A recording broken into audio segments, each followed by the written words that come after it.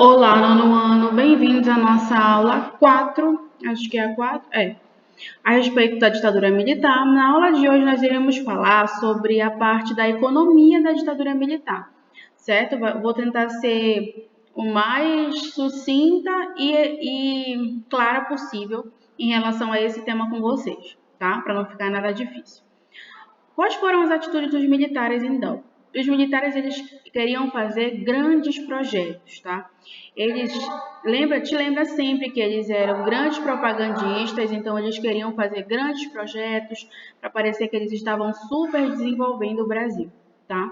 Nessa época dos grandes projetos, eles quiseram investir principalmente na construção de usinas hidrelétricas, como, por exemplo, a usina hidrelétrica de Itaipu foi construída nessa época, e na construção de rodovias para essas rodovias ligarem o Brasil, como, por exemplo, a rodovia Transamazônica, tá? Entre outros projetos grandes também que eles faziam aí ao redor do Brasil. Para executar esses grandes projetos que eles queriam fazer, eles, claro, cometeram aquele erro que eu sempre digo para vocês. Não é bem um erro, né? Mas se acaba dando errado é um erro. Que é fazer empréstimos internacionais. Então, eles vão pegar esse dinheiro lá fora para poder dar conta de tocar os grandes projetos aqui no Brasil, tá? Tendo esse dinheiro em mãos, eles vão pensar também em outros âmbitos da economia. Por exemplo, os ditadores, eles vão trabalhar para os grandes empresários. Então, aqui, nessa parte do livro de vocês, ele vai falar que o governo vai beneficiar os empresários de que maneira? Ele vai manter o salário dos trabalhadores baixo, lá embaixo, para os empresários não terem gasto com esse salário, e vão diminuir E dessa forma eles vão diminuir o custo que os empresários têm, né? E assim vai ampliar o lucro dos próprios empresários. Se eles mantiveram o salário dos trabalhadores lá embaixo, é claro que o consumo das pessoas vai diminuir, né? Porque elas não vão ter dinheiro para comprar os alimentos, as coisas, etc. Então, isso vai acabar incentivando com que esses produtos vão para fora, sejam vendidos para fora, sejam exportados, tá? Outra coisa que eles vão fazer de vantagem para os empresários, além de manter o salário dos trabalhadores baixo, é colocar crédito à disposição desses empresários, é emprestar dinheiro para eles, tá? Para poder incentivar o desenvolvimento da indústria. Enquanto isso, os trabalhadores eles nem estão pensando neles, tá? Outra coisa que eles vão fazer para tentar dar um boom na economia brasileira é atrair os capitais estrangeiros, atrair empresas de fora. Então, eles vão dar uma modificada numa lei que existia no Brasil, que era a lei de remessa de lucros, que era uma lei que dizia que uma parte do lucro dos empresários deveria ser investida no Brasil. Então, eles vão mudar essa lei, vão dizer que não precisa ter toda essa quantidade de dinheiro reinvestido no Brasil, do lucro. E aí, é claro que os empresários vão vir, já que não tem nenhuma exigência para eles deixarem dinheiro aqui, eles vão vir numa boa para o Brasil se instalar, certo? Essas medidas que os militares adotaram, no primeiro momento elas deram um boom econômico muito bom para o Brasil. Foi a época do chamado milagre econômico. O milagre econômico aconteceu entre 68 e 73, 74, 73. E aí esse milagre econômico ele vai acabar dando a entender que a economia do Brasil estava indo muito bem, porque as empresas vão crescer, os empresários vão ter lucro, vai haver um desenvolvimento industrial, vão chegar empresas novas, grandes projetos estão sendo construídos, mas por trás não se sabe que a base de toda essa economia é um salário baixo dos trabalhadores, é pouco poder de compra dos trabalhadores, é dívida externa crescendo, enfim, por debaixo desse tapete tem muita sujeira, entendeu? E uma hora isso vai explodir. Tanto que aqui na página seguinte vem o fim do milagre econômico, tá? No ano de 1973, o Brasil já estava com uma dívida externa muito alta, tá? Porque para manter esse crescimento econômico, os militares fizeram grandes empréstimos, então eles já estavam com a dívida muito alta. E para terminar de completar, nesse mesmo ano vai ocorrer a chamada crise do petróleo. Nessa época o petróleo ainda era importado. A gente produzia petróleo, mas grande parte do petróleo que nós consumíamos era importado. Então, com o preço do petróleo lá em cima, o Brasil ficava sem condições de comprar, tá? Então, a crise do petróleo vai afetar diversos setores da economia. Além disso, a questão da inflação, a questão do alto preço dos alimentos, vai gerar uma crise econômica muito grande.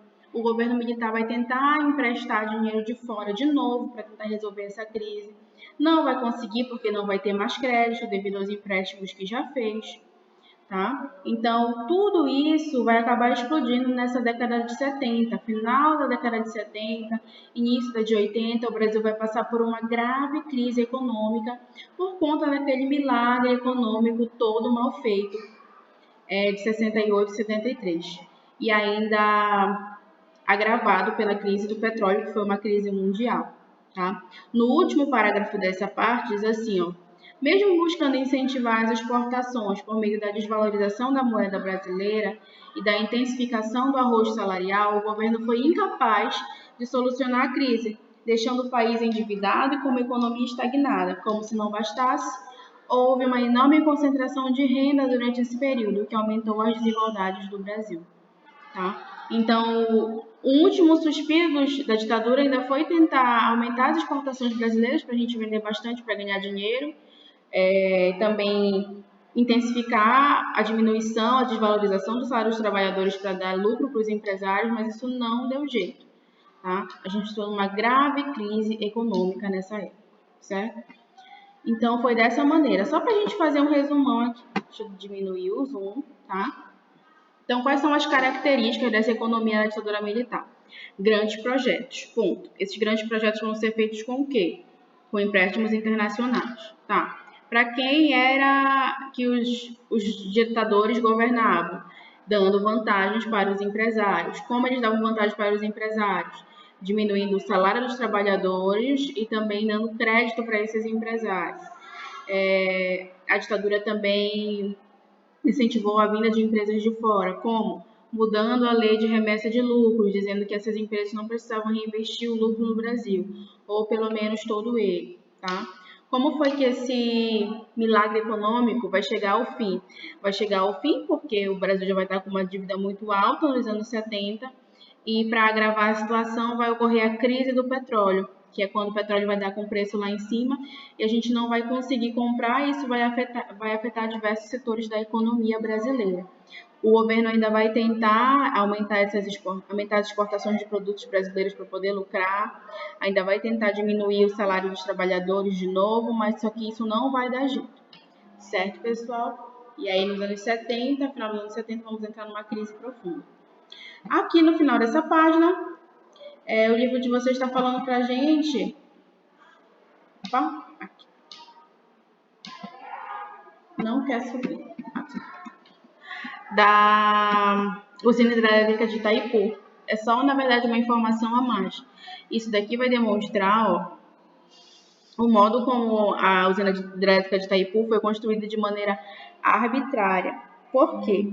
Porque a construção dessa usina hidrelétrica afetou a vida de diversas pessoas. Tá? Havia uma cachoeira, de diversas pessoas também, mas da natureza principalmente. Havia uma cachoeira no Rio Paraná, que era na divisa entre Brasil e Uruguai. Tá? Só que o modo como essa usina hidrelétrica vai ser construída, principalmente aquela questão da barragem que vocês estudam em geografia, vai acabar encobrindo a cachoeira. Vocês já pensaram?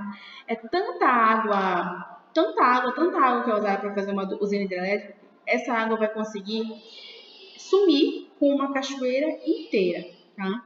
Olha aqui, cadê a parte do projeto que fala?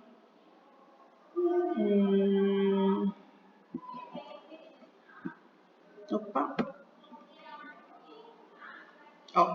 A construção da usina hidrelétrica de Itaipu causou o fim das 7 quedas de Guaíra, um dos mais importantes patrimônios naturais do Brasil. Localizadas no Rio Paraná, as quedas formavam o maior conjunto de cachoeiras do mundo em volume de água. Quando o projeto da construção de Itaipu foi aprovado, diversos grupos questionaram a decisão, argumentando que construir várias usinas menores seria uma solução melhor, pois não afetaria as 7 quedas. Porém, os militares mantiveram seu projeto grande inicial e construíram Itaipu, que era uma importante propaganda para o governo por ser considerada a maior usina hidrelétrica do mundo na época, tá? Em 1982, após as comportas de Itaipu serem fechadas, as 7 quedas foram encobertas pela água, causando a destruição da economia local que dependia do turismo. Então, gente, a água acabou encobrindo as cachoeiras e afetando a vida da população, como eu falei, porque a população dessa cidade dependia do turismo até essa área da cachoeira que passou a não existir mais. Então, por hoje é só, pessoal. Falamos dos grandes projetos dos militares, falamos sobre o modo como eles fizeram a economia deles. Na próxima aula, nós iremos falar sobre a abertura política, que é como a ditadura vai chegando ao fim, certo? Beijo, até a próxima.